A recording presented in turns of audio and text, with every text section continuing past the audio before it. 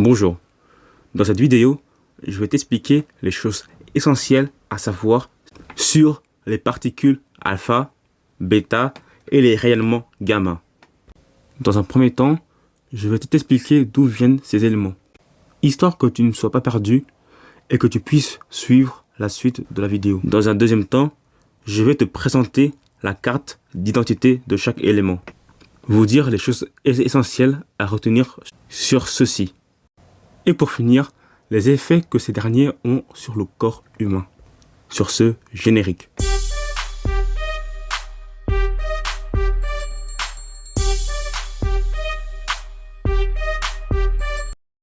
La radioactivité est un phénomène dans lequel le noyau d'un atome dit instable se transforme en un autre atome. Par exemple, vous aviez l'uranium. Lorsqu'il devient instable, c'est-à-dire quand on le bombarde de neutrons, il se désintègre et se transforme en d'autres atomes, tout en libérant des particules et des rayonnements. Les particules alpha, bêta et les rayonnements gamma font partie des éléments qui sont éjectés par l'atome qui a un noyau instable. Dans notre cas, c'est l'uranium. Et grâce à une expérience réalisée par des scientifiques, on a su que les particules alpha sont chargées positivement et que les particules bêta sont chargées négativement. Concernant les rayonnements gamma, eux, ils n'ont pas de charge particulière. Ils sont de même nature que la lumière, que ce soit celle du soleil ou bien celle générée par ta lampe.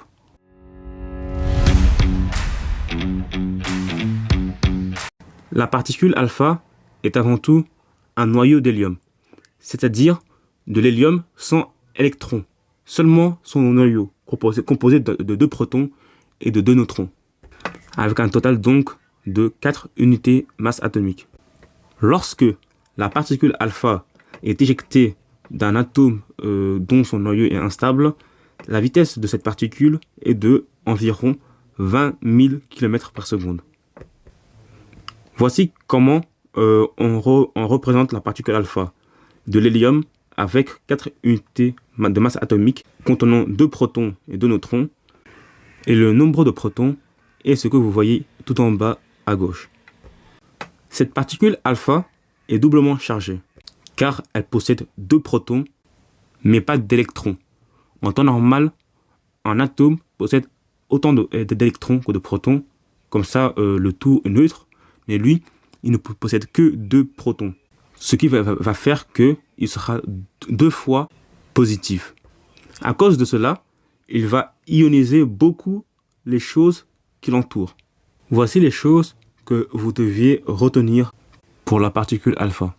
Maintenant, passons à la particule bêta. Les particules bêta sont des électrons, mais des électrons qui ont été créés lors de l'éjection de particules du noyau qui est instable d'un atome. Lors de cette éjection, le noyau de l'atome va perdre un proton qui va se casser en 2. Une partie sera de l'électron et l'autre partie sera du neutron. Du coup, cette partie qui est l'électron, qui est très petit, est appelée particule bêta. Ce qu'il faut retenir de celui-ci, c'est que elle a une très faible masse et qu'elle est chargée une fois négativement. Sa vitesse est entre 12 000 km par seconde et 290 000 km par seconde. Elle a pour masse 5 fois 10 exposant moins 4 unités masse atomique. Pour vous dire à tel point elle est petite, quoi, et très légère. Elle est représentée comme ça, avec 0 en masse atomique relative, car c'est un électron. Du coup, il n'a ni neutron ni proton. Mais par contre, tout en bas, elle est comme charge, elle a moins 1. La charge qui caractérise l'électron. Mais elle reste chargée. Elle n'est pas neutre. Elle est une fois négative. Elle va donc ioniser les choses qui sont sur son passage. Mais moins que la particule alpha. Car la particule alpha, elle est chargée 2 fois positivement, tandis que lui, il est chargé une fois, mais négativement.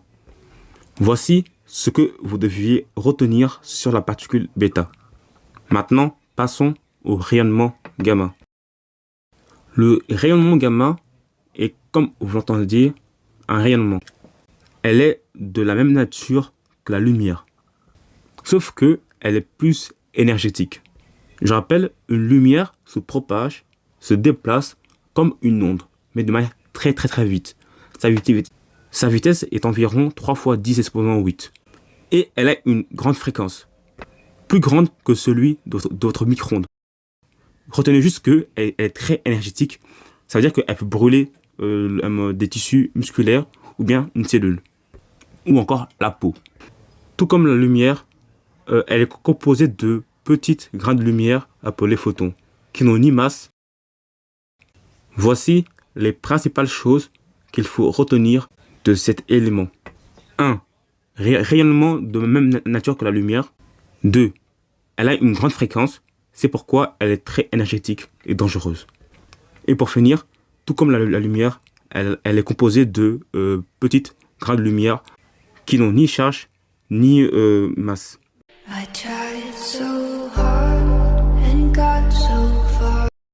Les particules alpha sont les moins dangereuses parce que tellement ils sont ionisantes que avant même qu'elles touchent votre peau, elle s'est déjà désintégrée.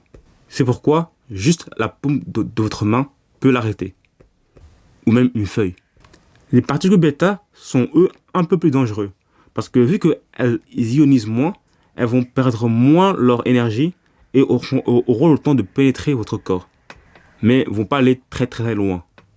Ils vont juste faire des dégâts, mais petits. Pour l'arrêter, il vous suffit d'avoir quelques centimètres de métal, ou même votre main peut le faire. Et concernant le rayonnement gamma, celui-là c'est le plus dangereux. Vraiment, si elle vous touche, vous êtes quasi mort. Bon, j'abuse, mais ça dépend de la dose que vous recevez. Mieux vaut recevoir des petites doses que plutôt beaucoup de doses d'un coup. Il pénètre très facilement dans le corps et détruit des cellules. C'est notamment utilisé dans les thérapies de cancer. Cependant, elle ne rend pas une matière ou bien notre corps humain radioactive. Pour mesurer les doses reçues par le corps humain, on utilise le sievert.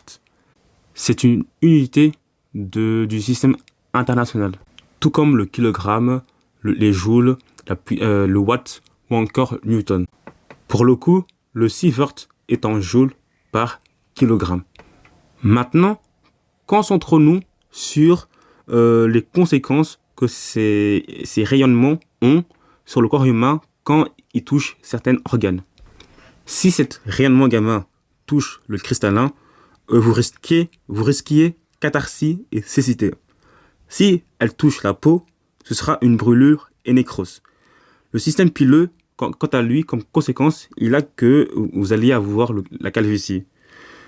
Si ce rayonnement gamma atteint la muqueuse du tube digestif, vous alliez avoir une hémorragie et des vomissements. Dans le cas où elle touche le sang, ce sera une anémie ou acémie. Ce sont deux anomalies. Et pour finir, dans le cas où elle touche les gonades, dans ce cas, il y aura mutation des gamètes. Vous alliez donner naissance à des enfants, on va dire mutés, quoi, ou bien des enfants bizarres ou déformés. En règle générale, lorsque vos cellules sont exposées au rayonnement gamma, eh bien, ils sont en danger. Car ce rayonnement gamma peut pénétrer dans les cellules et brûler la cellule, tellement elle est énergétique et qu'elle a une grande fréquence. C'est tout pour cette vidéo. Si elle vous a plu, n'hésitez pas à liker, à vous abonner si vous aimiez ce que je propose, et aussi à partager et surtout à commenter pour me donner vos ressentiments. Sur ce, à la prochaine.